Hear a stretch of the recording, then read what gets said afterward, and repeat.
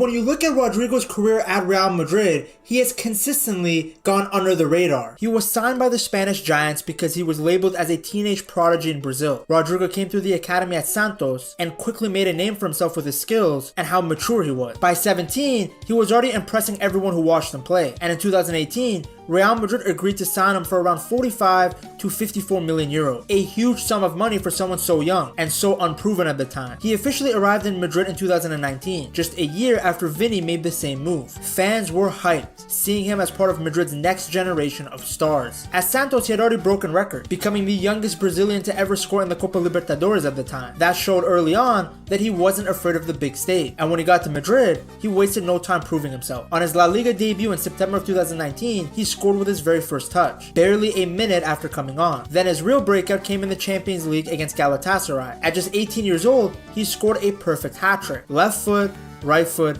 header, and he even got an assist in a 6-0 win. Only Raul had scored a Champions League hat-trick at a younger age. Right from the start, Rodrygo showed that he was the kind of player who was going to make the most of his chances. In the first season, the 2019-2020 season, he wasn't a regular starter, but whenever he did play, he made an impact. Madrid ended up winning the league, and Rodrygo chipped in with some key goals. Then in the Champions League, he did very well too, scoring a late winner against Inter Milan in 2020 that once again showed he can handle the pressure. Unlike a lot of young Brazilian wingers who rely on flair, Rodrygo played with calmness. He often made the right call in the final third and finished his chances with real composure. By 2023, Rodrygo had established himself as a big game player. He was basically the polar opposite of Vini. Whether it was his brace in the Copa del Rey final against Osasuna or scoring against City in the Champions League, Rodrygo was able to shine when the lights were the brightest. But even with these achievements, he often found himself in the shadows of others, specifically his fellow Brazilian teammate, Vini. Both Rodrygo and Vini came out of Brazil as these super hyped up teenagers